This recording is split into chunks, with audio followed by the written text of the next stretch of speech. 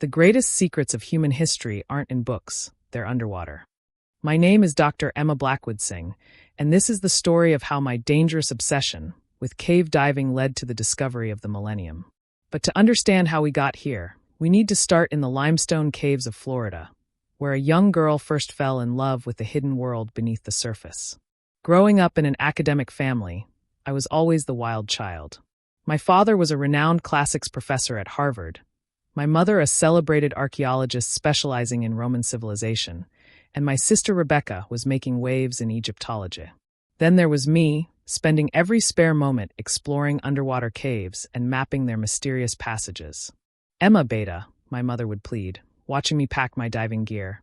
"You could be studying real archaeology instead of risking your life in caves."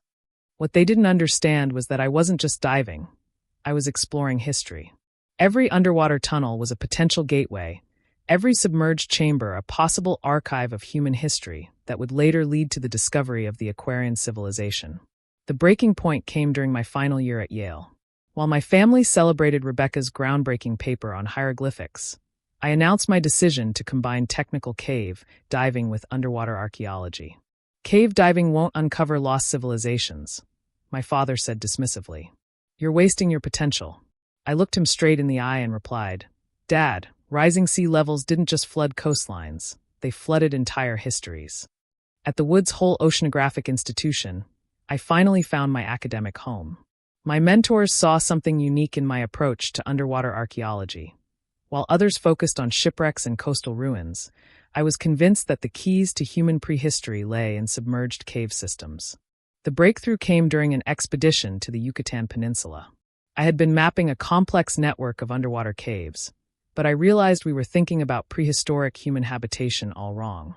We weren't just looking for artifacts.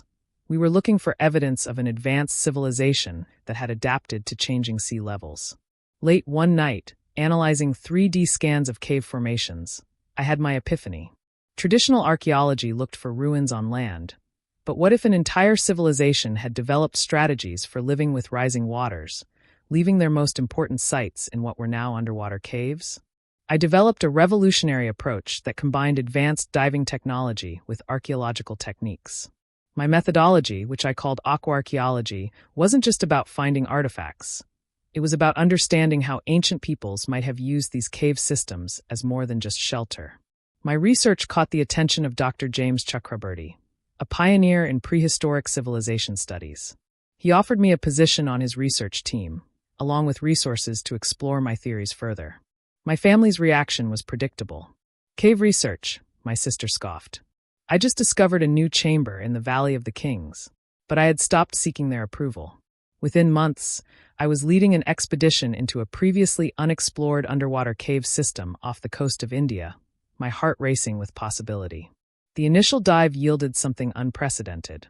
Deep within the cave system, we found perfectly preserved structures that showed signs of deliberate engineering, underwater buildings that had been designed to function beneath the waves. But what really shook the archaeological world was their age. They were over 12,000 years old. Dr. Chakraborty was stunned. "Emma, this isn't just a discovery. It's rewriting human history." Word spread quickly through the archaeological community. Research institutions began requesting access, and funding poured in from around the world. But it wasn't until we discovered the library chamber that our work changed everything we thought we knew about human civilization. The chamber contained thousands of preserved texts, written on a revolutionary water-resistant material. While traditional historians struggled to accept the implications, our translations revealed a sophisticated civilization that had deliberately adapted to rising sea levels at the end of the last ice age. The Smithsonian Institution took notice. Suddenly, I was being invited to speak at international conferences, consulted by major museums, and featured in academic journals. Our discoveries were forcing a complete revision of human prehistory, and similar expeditions were starting at submerged sites worldwide. Yet my family remained skeptical. "Underwater caves won't rewrite history," my mother said during one of our rare family gatherings. "You could be working on real archaeological sites by now." I didn't bother arguing. The evidence spoke for itself. By 2025, we had mapped an entire underwater city complex, complete with advanced engineering systems that modern science was only beginning to understand.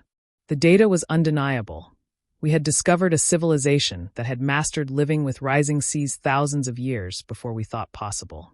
Which brings us to today, standing at this archaeological gala, facing a room full of historians, archaeologists, and yes, my family, finally here to witness what their cave diver had become. My sister's dismissive comment still hung in the air. Emma's still exploring holes. But as I looked out at the sea of faces, at the screens showing 3D reconstructions of our underwater discoveries, I felt only certainty. The cameras flashed as I began to speak. 20 years ago, a young diver believed that the secrets of human history lay underwater. Today, I'm here to tell you that she was right. These caves aren't just geological formations. They're libraries of human achievement.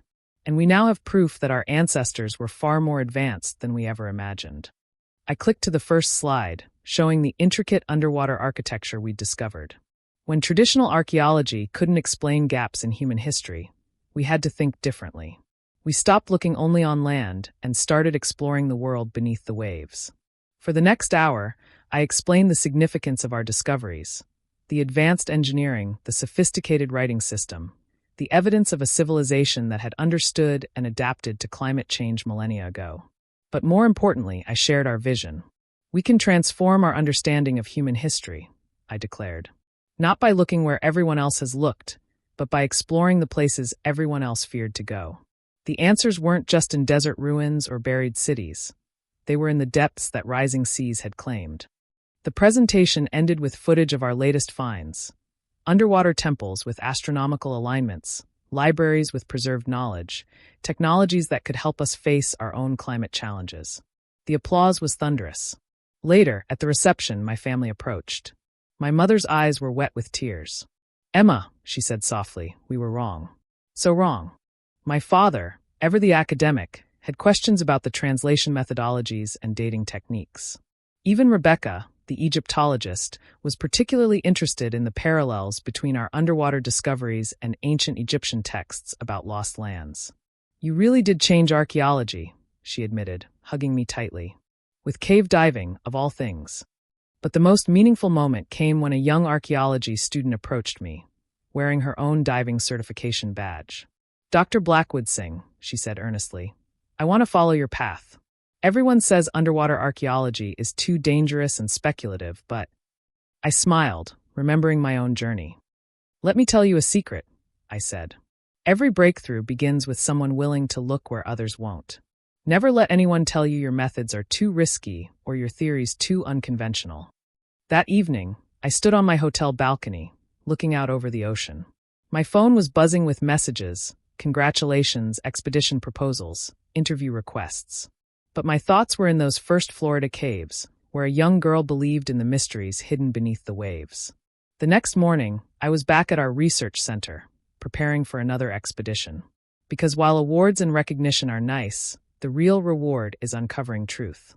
Every artifact recovered, every text translated, every historical paradigm shifted. These are the true measures of success. My team has grown now. Young archaeologists and divers from around the world come to learn our methods, each bringing their own insights and theories. We've expanded beyond the initial site, discovering similar underwater complexes across multiple continents. The work isn't always easy. We face challenges from academic skeptics, technical difficulties, and the ever-present risks of deep cave diving. But every time I see another piece of evidence supporting our theories about advanced prehistoric civilization, I know we're on the right path. Last week, I received a package from my parents. Inside was my first cave diving logbook, filled with detailed maps and observations from those early explorations. They'd kept it all these years. Tucked inside was a note. "Dear Emma, we kept this to remind us of how wrong we were. Your cave obsession wasn't just adventure. It was research. It was innovation. It was a new way of understanding our past. We're sorry we didn't see it sooner. You didn't just discover a lost civilization. You showed us a new way of thinking about human history. Love, Mom and Dad." I keep that logbook in our research vessel now, alongside our advanced scanning equipment and underwater archaeology tools. It reminds me that great discoveries often come from following unconventional paths, that breakthrough ideas shouldn't be limited by traditional thinking, and that sometimes the most important finds are in the places others fear to explore. As I write this, I'm preparing for another dive. My equipment will be checked, my team will be ready, and somewhere, another secret of human history will be revealed. My sister might still think I'm exploring holes, but I know better. I'm uncovering truth, one underwater cave at a time. And to that young girl in Florida, mapping flooded passages and believing in hidden histories, you were right all along. Keep diving, keep exploring, keep believing. The world needs your kind of courage. Today, when people ask me what I do, I don't say I'm an archaeologist or a cave diver or even an explorer. I tell them I'm a time traveler. Because that's what my work is really about, bridging the gap between lost civilizations and our own time, revealing the forgotten chapters of human achievement. Our understanding of human history is evolving, faster than anyone thought possible. Our discoveries have been verified by institutions worldwide. The United Nations Educational, Scientific, and Cultural Organization has designated our sites as World Heritage locations. And every day, more people are beginning to understand what that young cave diver knew all along. That sometimes the greatest discoveries aren't found in the obvious places, but in the depths we dare to explore. My family now jokes that they should have taken diving lessons years ago. But this was never about just cave diving. It was about proving that unconventional approaches, when pursued with rigorous methodology, can revolutionize our understanding of human civilization. As I prepare for my next presentation at the World Archaeological Congress, I think about all the other explorers out there. The ones being told their ideas are too dangerous, their theories too radical. To them, I say, hold on to your vision. Nurture it like a precious artifact. Because you never know which underwater passage might lead to a discovery that changes everything. The oceans are giving up their secrets, and somewhere in Florida, in another limestone cave, new explorations are beginning. My niece has started taking diving lessons, much to everyone's amusement. But this time, no one's calling it crazy. After all, they know better now.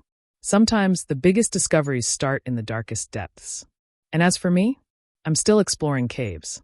And I wouldn't have it any other way. Epilogue. 10 years have passed since that archaeological gala. The Aquarian Civilization Project has exceeded our wildest expectations. Over 30 major underwater sites have been discovered, each adding to our understanding of this remarkable prehistoric culture. Our view of human history has been transformed, and scholars report more sophisticated ancient achievements than we ever imagined possible. My first cave diving site in Florida has been preserved as a training center, where archaeology students come to learn about underwater exploration and develop their own innovative approaches to discovering the past. My parents lead seminars there now, proudly explaining how their daughter's dangerous obsession revolutionized our understanding of human history. The young archaeology student who approached me at the gala? She's now one of our leading researchers, discovering new underwater sites in the Mediterranean. When I see her preparing for a dive, that same look of excitement in her eyes that I had at her age, I know our legacy is in good hands. Last month, I received the highest honor of my career. Not another academic award or research grant, but a letter from a descendant of the coastal peoples whose history we had helped uncover. It contained an ancient shell pendant and these words. Dr. Blackwood-Singh, you helped us remember what our ancestors knew, that the sea holds our deepest stories. This pendant was found in one of your excavation sites, proof of our people's ancient connection to the ocean. Keep it, and remember that your work has created waves of understanding across time. That pendant now sits in a special place in our research center, alongside my first logbook. It reminds me that every great discovery starts with a simple belief, that the truth is worth pursuing, no matter how deep it lies. To anyone reading this who's being told their methods are too dangerous, their theories too unconventional, or their goals too ambitious, remember my story. Remember that discovery needs all kinds of explorers, all kinds of thinkers, all kinds of dreamers. And sometimes, just sometimes, exploring holes can change history.